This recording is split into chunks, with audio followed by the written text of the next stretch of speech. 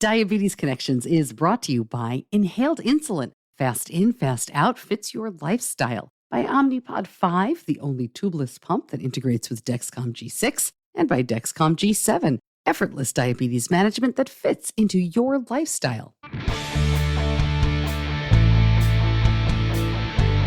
This is Diabetes Connections with Stacey Sims.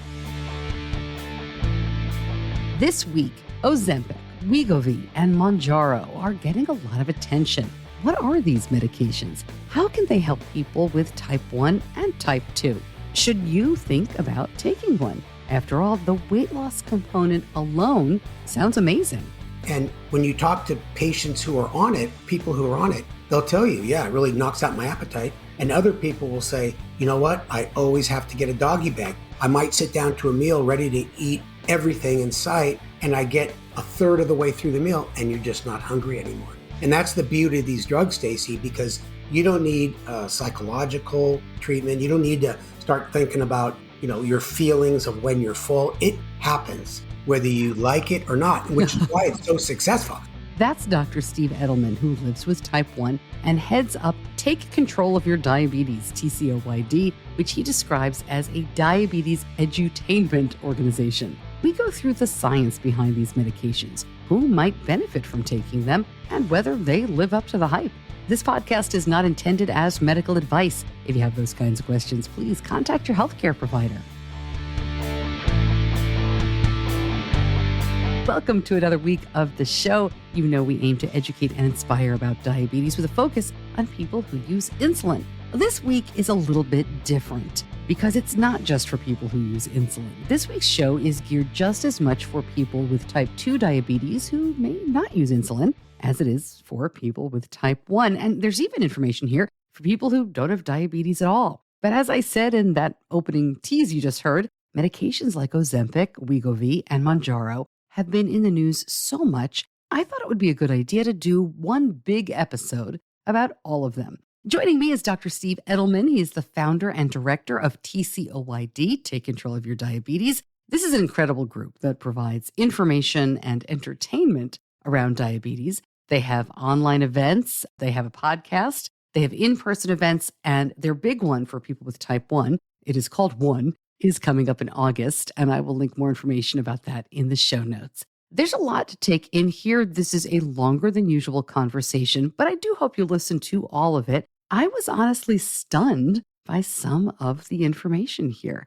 All right, and we will get to that in just a moment. But first, Diabetes Connections is brought to you by Afrezza. And when it comes right down to it, there hasn't been a lot of innovation for insulin. Sure, there are different brands, but nothing really unique when it comes to insulin delivery, except for Afrezza. Afrezza is unique because it is the only ultra-rapid-acting inhaled insulin available. It starts working quickly without the need for injections at mealtime. Once you breathe Afrezza into your lungs using the inhaler, insulin appears in your bloodstream in less than 1 minute, and it may start reducing blood sugar in about 12 minutes. Find out more, see if Afrezza is right for you. Go to diabetes-connections.com and click on the Afrezza logo. Afrezza can cause serious side effects, including sudden lung problems and low potassium, and it's not for patients with chronic lung disease such as asthma or COPD or for patients allergic to insulin. Tell your doctor if you ever smoked, have ever had kidney or liver problems, a history of lung cancer, or if you are pregnant or breastfeeding. Most common side effects are low blood sugar, cough, and sore throat. Severe low blood sugar can be fatal. Do not replace long-acting insulin with Afrezza. Afrezza is not for use to treat diabetic ketoacidosis. Please see full prescribing information, including boxed warning, medication guide, and instructions for use on afrezza.com/safety.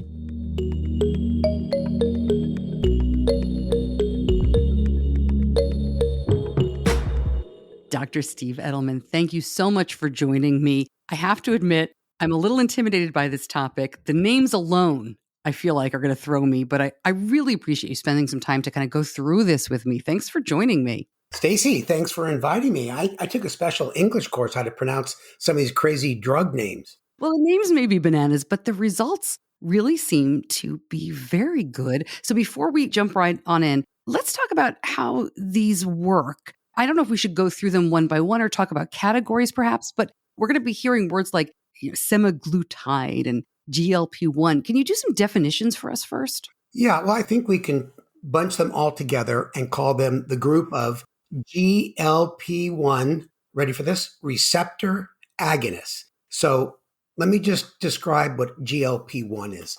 Glucagon-like peptide 1 is a natural hormone in our bodies that's found to be deficient or does not work adequately, especially in people with type 2 diabetes. We can talk about type 1 a little later. And the reason why these drugs are called RAs, receptor agonists, because they are not the actual GLP-1 drug themselves. They are medications that stimulate the receptors on cells that make natural human GLP-1. So it's a way that we address certain conditions that are short or limited in certain hormones that are important. So the GLP-1, we'll just say GLP-1s for now, it's just easier, a class of medications. Believe it or not, Stacey, the first one approved in 2005. And that was called Byetta.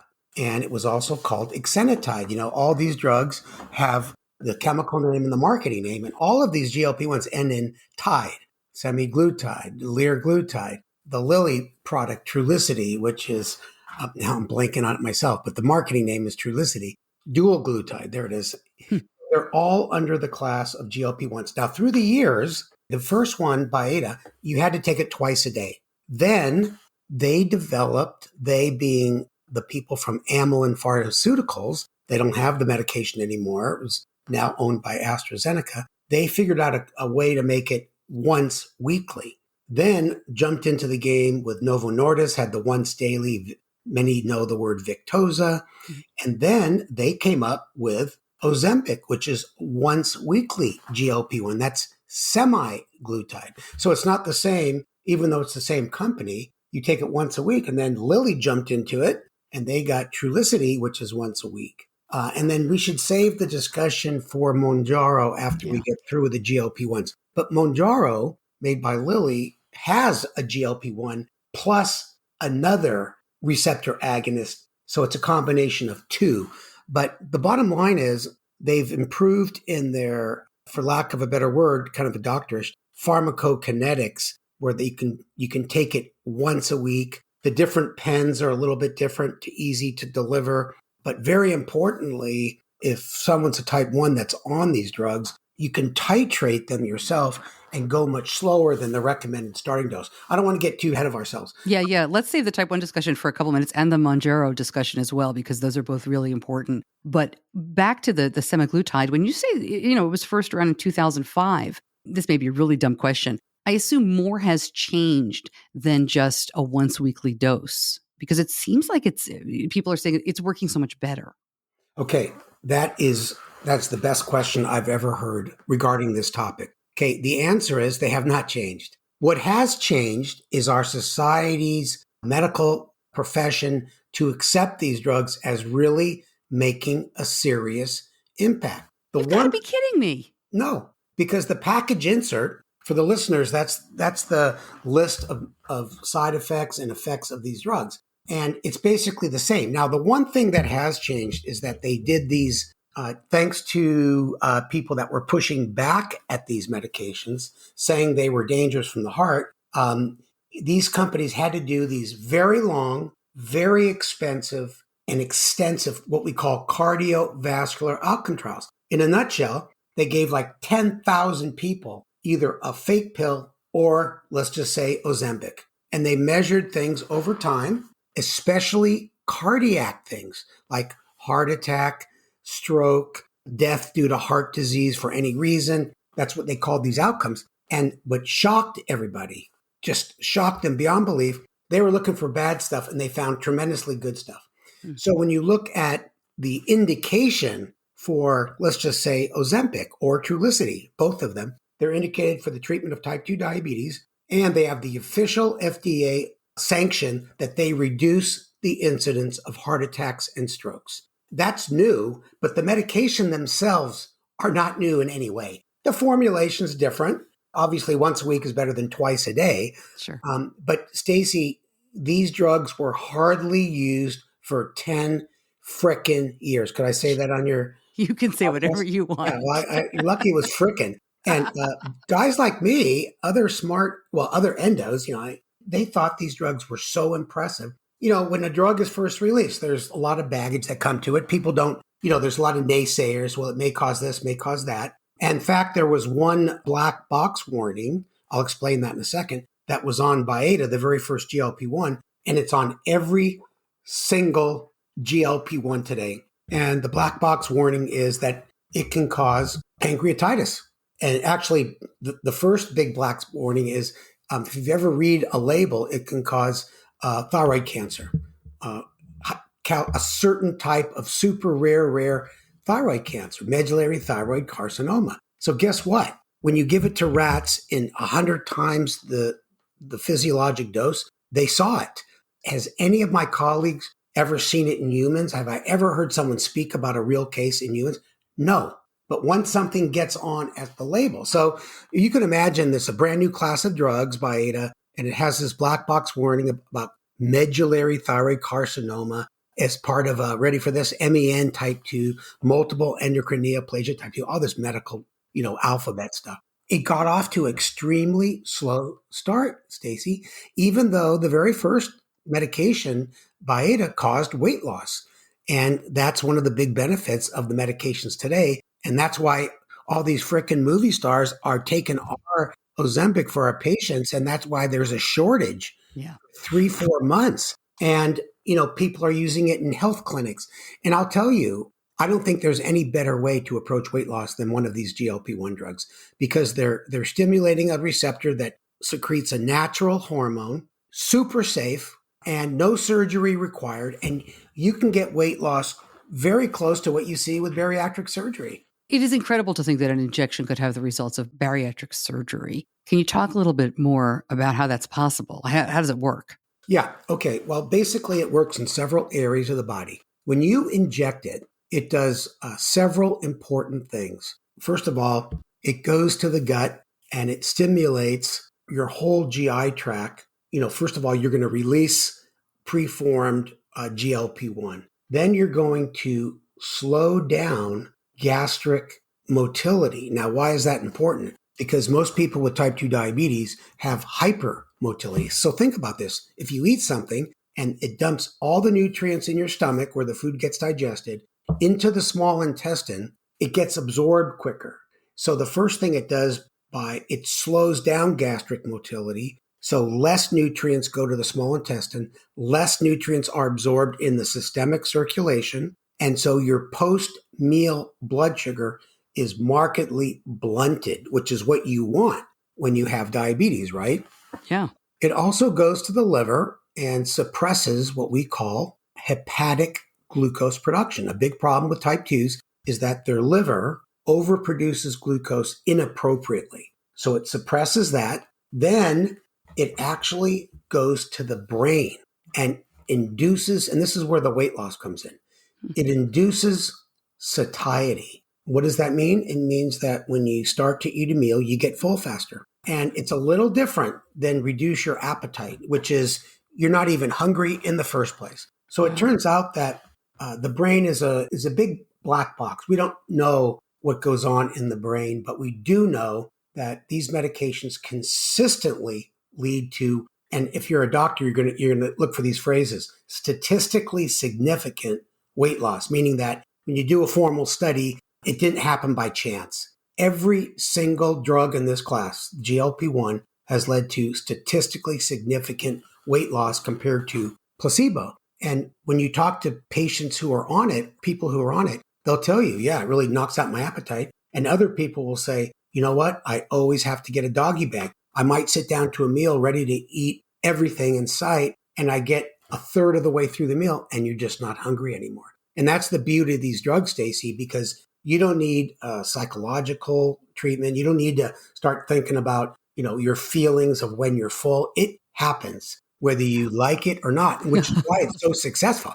I have heard some people say that there is some nausea, some stomach upset in starting these drugs. Is that part of the reason why it reduces appetite, or is that something that most people kind of get through quickly? That's a great question.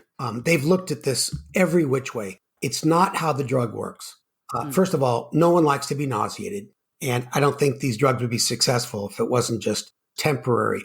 Now, here's how it works. You start off with a low dose. All of these GLP-1s have to be titrate it, start low and go slow. Mm.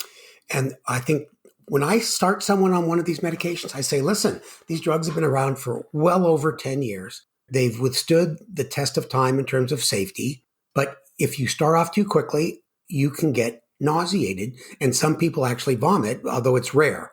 And that's why we start with a low dose with individuals. And you still can get a little nausea, but typically you don't need any medication like, Zofran, which is an anti-nausea pill. You just need to sort of hang in there until it goes away. And there are ways to get around the nausea too, depending on which type of formulation you pick. Because as I mentioned earlier in the program, the Ozempic, you have to dial your dose. There's clicks, like 20 clicks is the first lowest dose of the 0.25 pen. So for example, if someone's getting nausea, I'll say just click 10 times. There's no rush, Stacey. These people are waiting to get this drug for a long time. I always start with a lower dose. If there's no side effects after the first week, then we can go up normally. But I would say the vast majority of people have no side effects. And we'll get to type 1 later, but type 1s may be a little more sensitive to the nausea. I just wanted to confirm that it wasn't a weight loss drug that just made you not want to eat because you were sick all the time. Right. No, that's not it.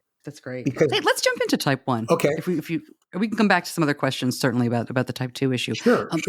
Let's talk about people with type 1 diabetes. As far as I know, this isn't specifically approved for people with type 1, but they can see some benefit too, right? Right back to my conversation with Steve. But first, Diabetes Connections is brought to you by Omnipod. And I love it when I don't have to deal with a faraway mail order system, right? When I can just pick up supplies from the pharmacy. Omnipod is the only tubeless, full-feature insulin pump available through the pharmacy. It makes it simple. Pick up pods and insulin in the same place. You avoid high startup costs from traditional tubed insulin pumps. You simply pay as you pod. Remember, pharmacy means no commitment, and pharmacy means you can switch now, even if your tubed pump is under warranty. Learn more, go to diabetes-connections.com and click on the Omnipod logo. For full safety risk information and free trial terms and conditions, also visit omnipod.com/diabetesconnections. Now back to Steve answering my question about whether GLP-1 receptor agonists can be used in people with type 1 diabetes. You're right. Are most of your listeners type 1? Yes, absolutely. Well, I want to say my favorite phrase. If you're not a type 1, you're a loser. I made the mistake of taking a sip of water. Okay. Basically, a lot of drugs that are made for folks with type 2 have great benefits in people with type 1. I'll just say real briefly, the class of medications that we haven't talked about yet, or we may not on this podcast, the SGLT2 inhibitors, Farxiga and Jardiance. Everyone's seen the commercials. And those drugs reduce congestive heart failure, but also very importantly, they can protect the kidney from getting worse. And even though they're not approved for type 1, the indication says to reduce the progression of diabetic kidney disease in people with and without type 2 diabetes. So I consider when you have type 1, you are the ones without type 2. So I have chronic kidney disease. Mine's stable.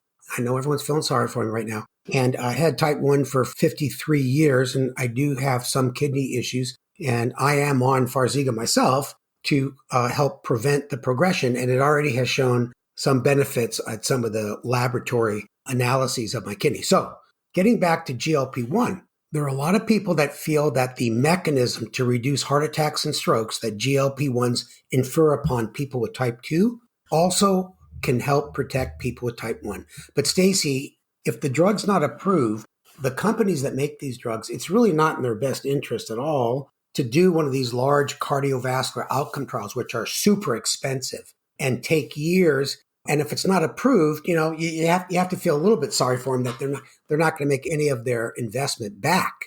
There are some what we call investigator-initiated studies. These are doctors that don't work for the pharmaceutical company, and they've done smaller studies that you can infer there's some benefit. But also, I would say, Stacey, if you look at some of the data coming out in all of us type 1s, we all get heavier over time.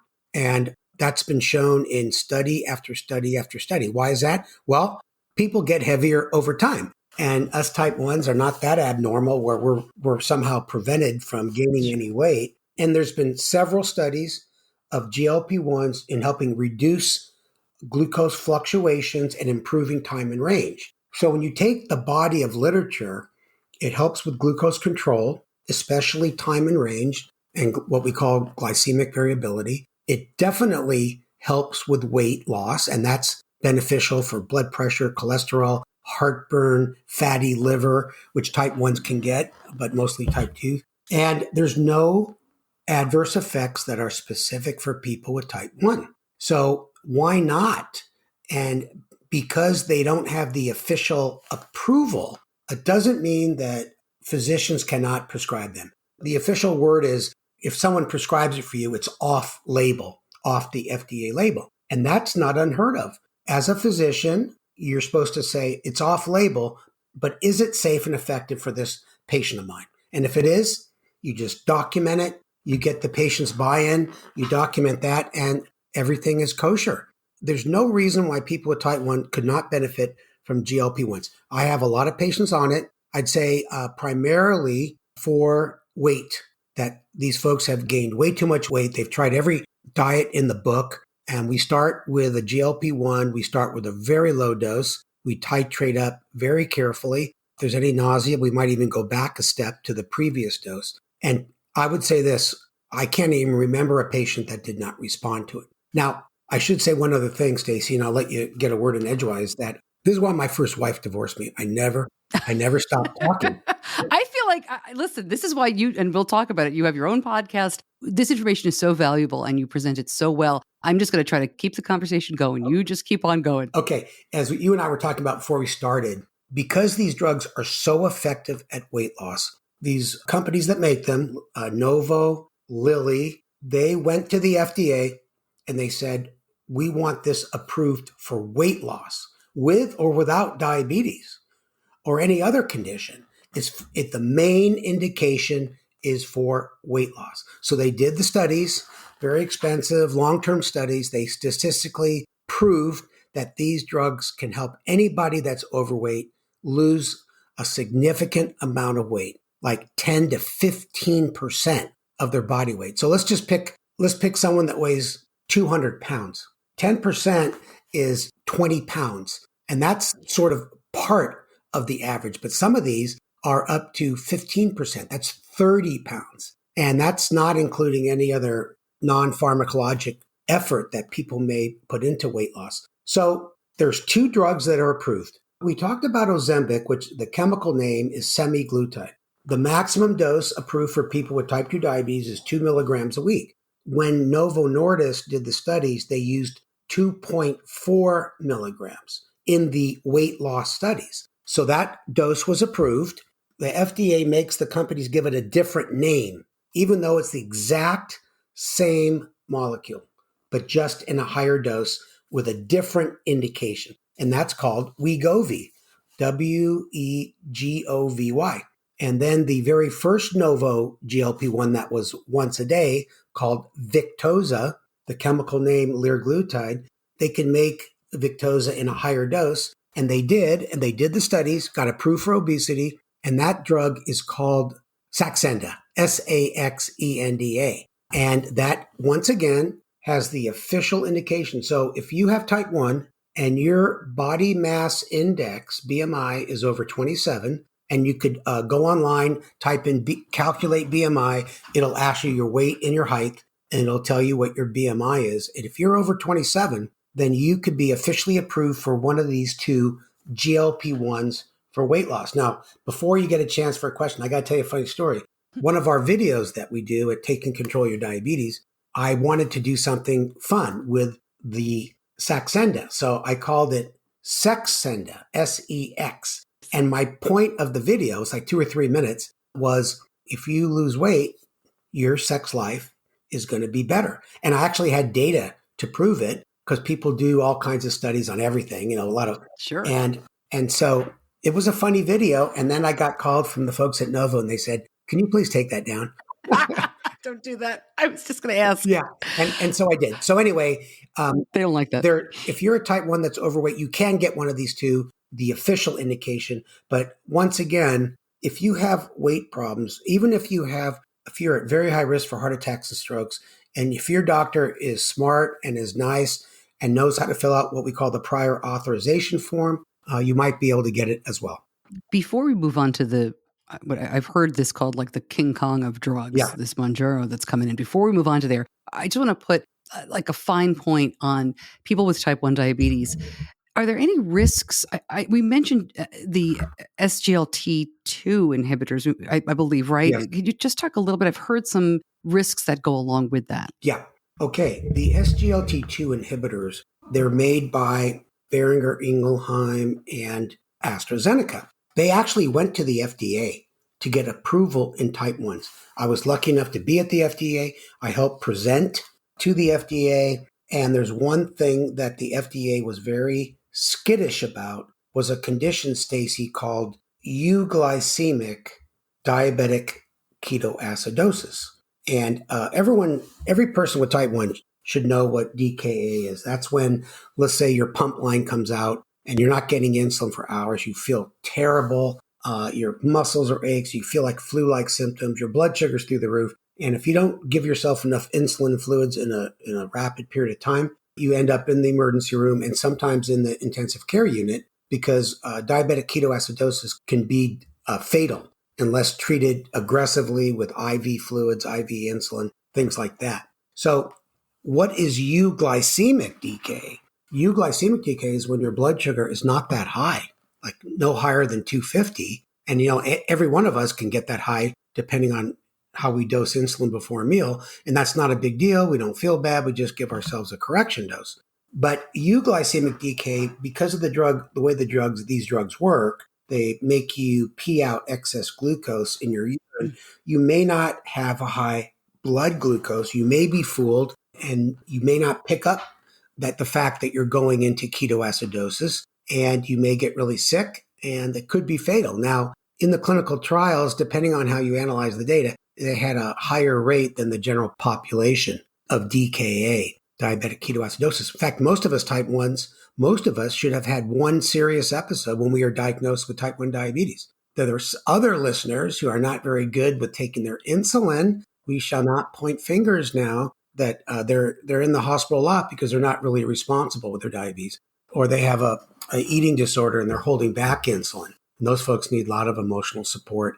So it doesn't happen to most type 1s, but that scared the FDA off. But the FDA equivalent in Europe have 2 approved. The FDA equivalent in Japan have 3 different SGLT2s approved for type 1. And I can tell you, I prescribe it quite a bit. I do 2 things when my patient is a candidate for one of these drugs. Send them to the nephrologist, the kidney doctors, because I want them to follow them. They might have other things up their sleeve to help prevent or treat their level of kidney disease, and start the SGLT2 right away. And Stacey, it comes down to just education, letting people know.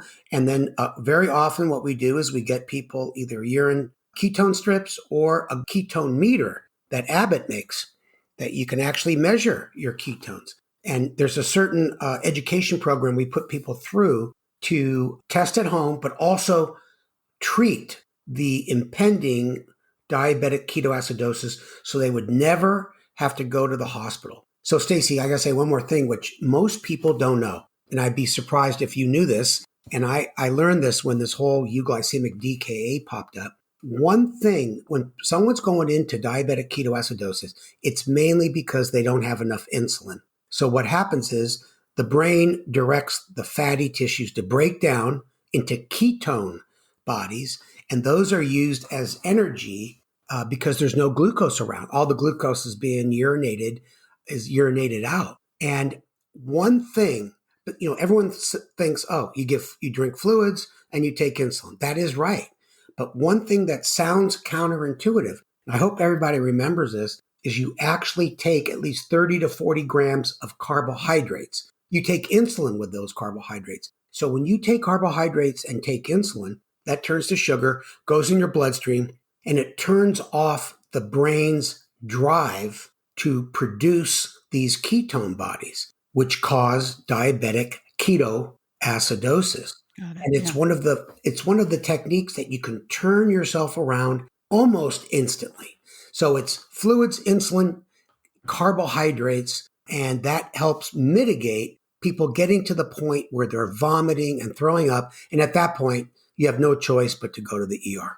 So that's a long answer, but No, it's a great answer. We were always told, my son was diagnosed when he was 23 months old. Yeah. So we were always told that if he had medium to large ketones, to always push insulin, push fluids. But our doctor always said the insulin needs something to work against. You can't just inject insulin with no carbs. So we always, got the whole package. And Steve, let me tell you, testing for ketones in a toddler who's still in diapers, what a party that is. God. So with urine, not with blood. Stacey, raising a 23-month-old has got to be one of the most stressful things any parent could ever do. Did they have a CGMs back then?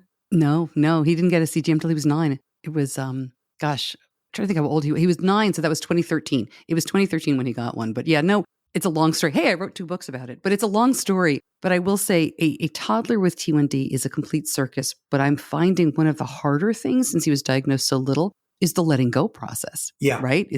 And that's a whole different podcast episode. But going from we do everything for this kid or he's not going to survive to we've got to figure out a way to let him go and make him independent so he can leave the house. That's just as hard. Stacey, I want to get a copy of your books. I want to give it to a friend of mine who now has a 3-year-old with type 1. Oh, I'll send him to you. But how do you know when Ben was getting low? Well, it's so bad to laugh. We would just kind of say like, is he tired and it's not nap time? Or like he would get a little uncoordinated. He was a very coordinated kid and he would like stumble a little. Mostly we just tested him like, 10, 12 times a day. All right. I could, like I said, I'm going to keep you for way too long. So let me move on to Buongiorno, but I could talk about Benny and toddlers and nonsense. Okay. All right. It is frustrating that people in type 1s in other countries have more options, but hopefully, let me ask you before we move on, do you think the FDA may revisit that decision at some point? We'll hear Steve's answer in just a moment, but first, Diabetes Connections is brought to you by Dexcom. And when I think about our family's use of CGM and Dexcom, it is getting harder and harder to remember how we did things before. How did we manage when Benny needed something like 10 finger sticks a day when he was a toddler? Steve and I were just talking about that. We really did think it was amazing to switch to Dexcom when it needed to be calibrated just twice a day. And now the Dexcom G6 eliminates finger sticks for calibration and diabetes treatment decisions. Benny's fingertips looked awful when he was in elementary school. When they got wet, you could really see how pitted and scarred up they were from all of those finger sticks. He's 18 and now they are healthy and smooth, which I never thought would happen back then. He doesn't even remember. But to me, it's everything. Learn more, go to diabetes-connections.com and click on the Dexcom logo. Now, back to Steve Edelman, and he's answering my question about whether the FDA may review their stance on type 1 and these medications.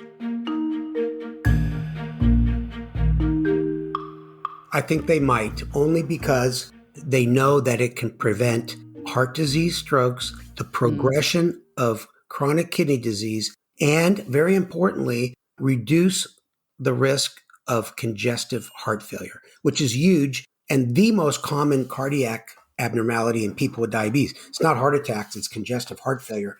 And so I do think so. But you know what, Stacey? To get something approved is, I don't want you guys to think I love the drug companies and I feel sorry for them and worry about their pocketbook. But the nature of the business is to do these long-term studies and not get approval is devastating, or they may not even be able to do research and development of other important drugs. And I did hear that Farxiga is going off patent fairly soon, in a couple of years. That's one for sure. They're not going to go back to the FDA and it'll be generic. But once again, Stacey, people should not be afraid to take something that's quote unquote off label. But you never know, Stacey. I think these classes of drugs have really been shown to be the 2 most significant drugs in type 2 diabetes with potential benefits in type 1 in a long time. All right, let's talk about the elephant in the room, and that is Mounjaro. Am I saying that right? Mounjaro? Yes, I say it like an Italian. Mounjaro. We have on our TCOYD website, we have a lot of, I would say, educational, but also fun videos on Mounjaro. And it's hard to say it every time, so excuse me if I don't. But I should be clear. I'm not sure I pronounced it correctly, but it is Mounjaro. The N comes first. Mounjaro. Yeah, it's basically the chemical name is not the easiest to pronounce. Is tirzepatide, And Lilly makes this drug, and it's the combination of two receptor agonist drugs. One is our classic GLP-1 receptor agonist, and the other one's called GIP, and that stands for, you ready for this? Glucose-dependent insulinotropic polypeptide. And that GIP is another important natural hormone. It's important for people to realize this because a lot of people don't want to take, synthetically produced drugs. And GLP-1 is also a naturally occurring hormone. And so what Lilly did is they made up a drug called Mounjaro. It's injectable once a week that stimulates both the GLP-1 receptors and the GIP. Now, it turns out that, it's very hard to separate out how these drugs work in isolation, but because they're all mixed together and work together in the human body in a very sophisticated way to the point we can't even explain it. But it turns out that with these two receptor agonists, that people have lost even more weight than they saw with the GLP-1s, like Ozempic. Now, some of these studies, you're not going to believe it, like people lost up to close to 20% of their body weight. So if you weighed 300 pounds, the average person lost 60. Wow. I mean, that wow is right. Now, it turns out that you have to start low, go slow. It's weekly dosing. For an example, you start off with 2.5 milligrams a week, and it takes you like 5 or 6 months to get to the maximum dose of 15 milligrams a week. And you titrate up based on the tolerability. Most people can tolerate it. And when you get to the weight that you're happy with. And I should say this. Now, this is just anecdotal for all the listeners. When you look at the formal studies, they have nausea just like very similar to the GLP-1 alone drugs. But I've consistently observed, and same with a lot of my colleagues, that people have less nausea with Mounjaro than other GLP-1 drugs. However, the GLP-1 drugs are tolerated very well. Now, it's also important to say that at the current time, in May of 2023, the study for weight loss has not been published. So the drug has not been approved by the FDA for weight loss alone. And they might give it another name like they did with Wegovy and Saxenda. And the other study that they're doing that's going to have a significant impact is to get approved for pre-diabetes. And that's mostly pre-type 2.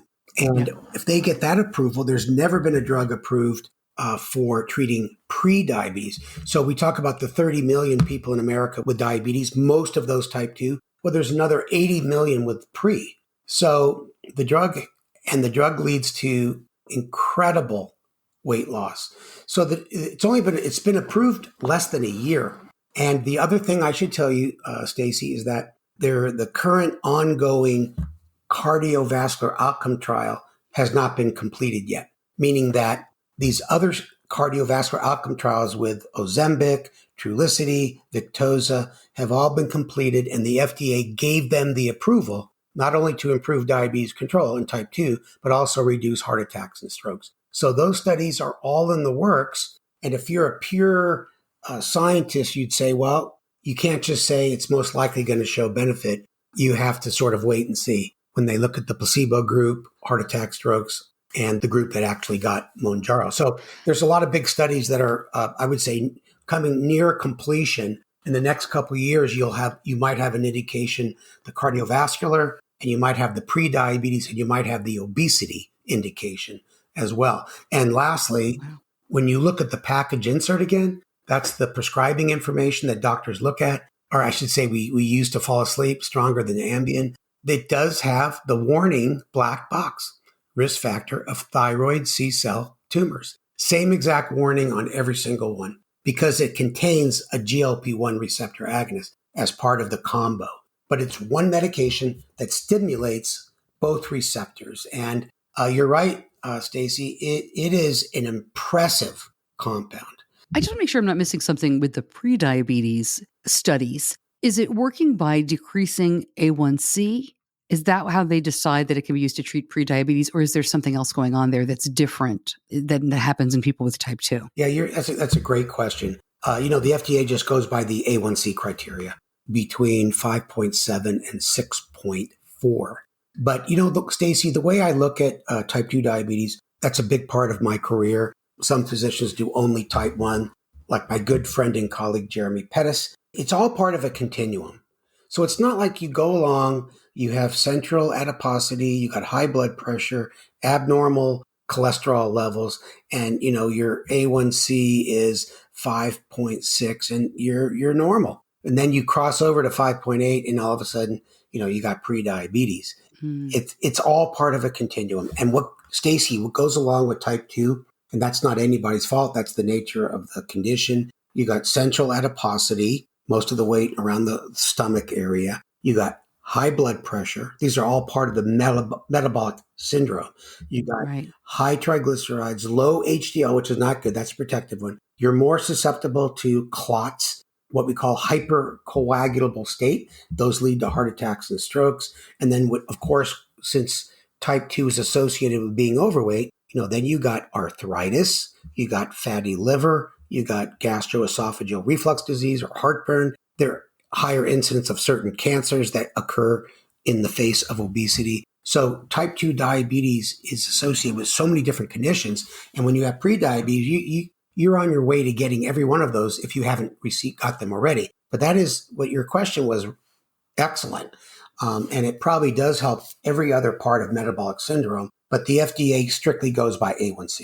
Got it. Steve, I'm going to say I'm asking for a friend on this question. We mentioned at the beginning, kind of as a joke, the movie stars who take Ozempic. But, I am a middle-aged lady. I weigh more than I did when I was a teenager.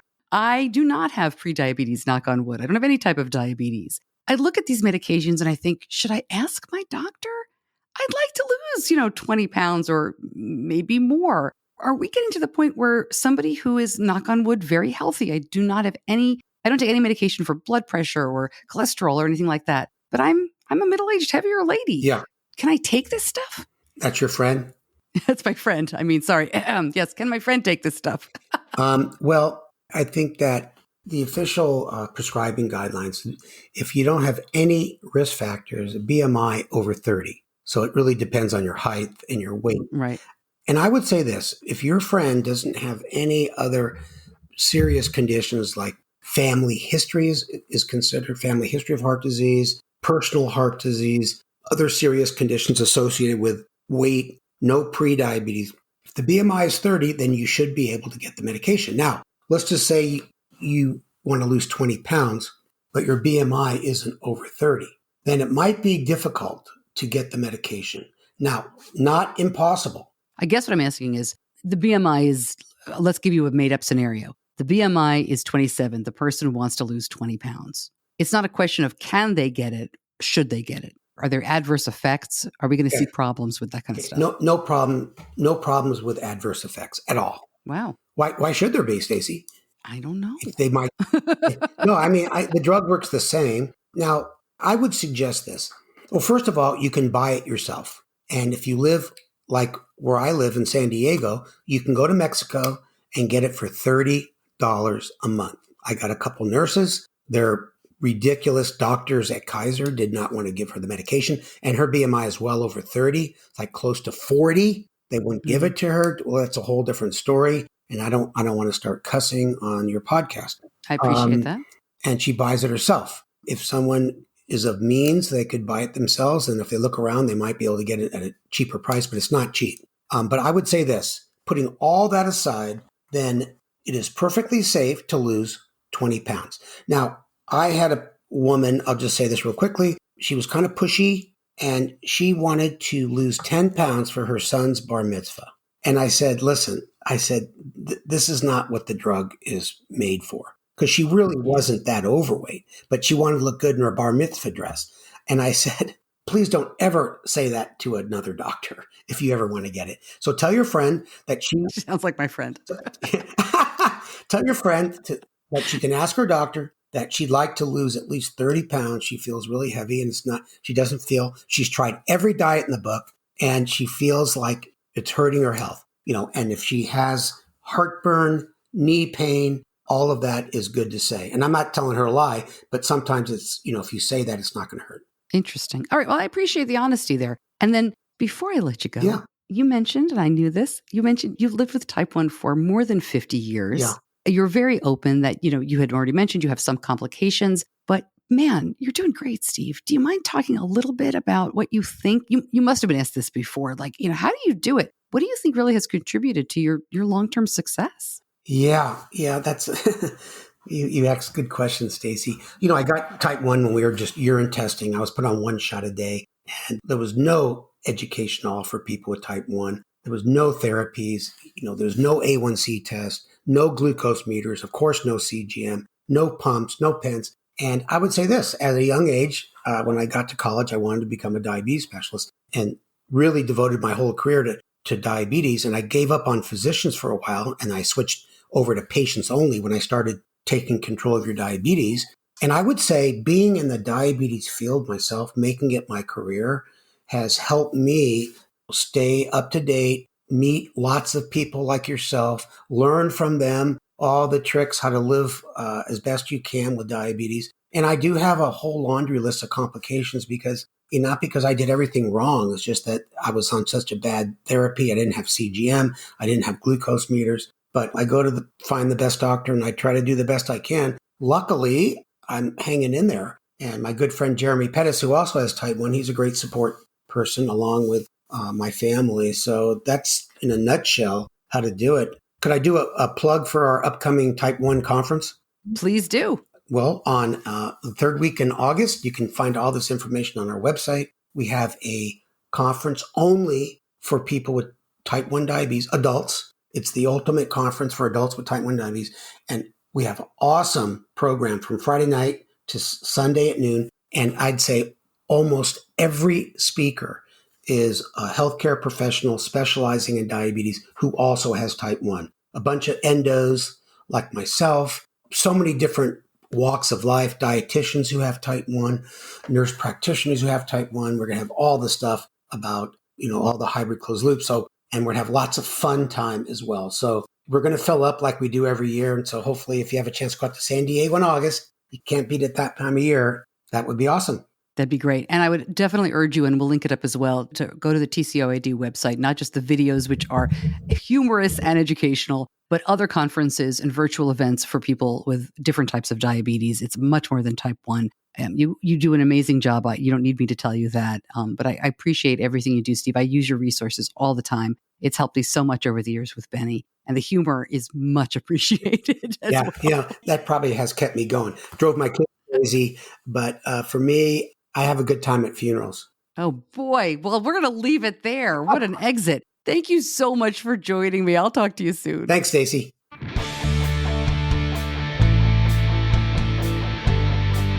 You're listening to Diabetes Connections with Stacey Sims. You can learn more about Dr. Edelman and about these drugs. So much information at TCOYD. It's a treasure trove of information. They have so much going on over there. And you can learn more about that in our show notes. Just go to diabetes-connections.com. Every show has its own blog post, basically, if you're used to looking at it like that. If you click on the episode, you will see a lot more information and a lot more links that will lead you to easy ways to gather more information. I think it's just the beginning of us talking about these medications, especially as insurers begin to cover them more and more. That really does seem to be the hurdle right now. I know Steve joked about, going to Mexico or doing stuff like that. He wasn't really joking, but, most people are not going to do that. So unless your insurance covers it, in fact, we're having an issue with my husband and insurance right now, until those things are ironed out and made more easy to navigate, we'll see how much adoption of these drugs really happens, especially in the type 1 community. I don't know about you, but I was stunned that they have not changed much since 2005. I did not think that was the answer I was going to get to that question. I mean, that really knocked me out. I don't know about you. I expect to hear much more about these medications at the ADA conference. I'm going this year. That is next weekend, not this weekend, but the following. And if you're in the Diabetes Connections Facebook group, I'm going to put a post there soon all about what do you want me to cover while I'm out there. Anytime I've mentioned ADA in the show, I'm getting emails and messages from folks who've been there who tell me it is the largest and busiest conference I will likely ever go to. So I'm getting a little nervous about navigating it, but I've got goals. I know what I want to do. I'm focused. So hopefully I'll be able to do that and work in some of your requests as well. If you're not in the Facebook group, maybe I'll put this in next week's newsletter. The newsletter goes out every Tuesday, and sometimes a little bit more frequently than that, but every Tuesday with the episode. You can sign up for the newsletter if you're not subscribed. Go to diabetes-connections.com, scroll all the way down, and you will see a link at the bottom, or click on any of the episode homepages, and there is a link in the show notes as well. All right, we are back this Friday with an In the News episode. And thanks, as always, to my editor, John Buchanan from Audio Editing Solutions. Thank you so much for listening. I'm Stacey Sims. I'll see you back here soon. Until then, be kind to yourself.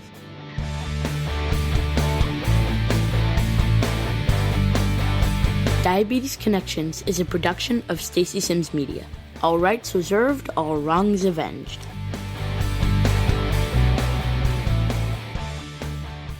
Summer is here. In fact, Benny is already at summer camp. He's a lifeguard this summer. That is one reason why I'm so glad we use ViviCap. This is a thermal insulin pen carrying case that keeps your insulin at the exact right temperature, even in extreme heat or cold. It sounds a little complicated. It could not be more simple. You take an insulin pen, you remove the regular cap, you put on the ViviCap, and you're done. It works with any insulin pen. It is interchangeable between pens. No batteries, no charging, no water or ice packs are ever needed. It lasts for years. I was skeptical, but this is the device we sent him to Israel with a couple of years ago when they were camping in the desert, and it kept his insulin at the right temperature. It worked beautifully. We were pretty amazed. Look, it's got a 100% money-back guarantee for 30 days, 2-year warranty, free shipping. FSA, HSA eligible, it's TSA approved. You get a free protective cap with every order for extra protection. Check it out. Go to diabetes-connections.com and click on the ViviCap logo.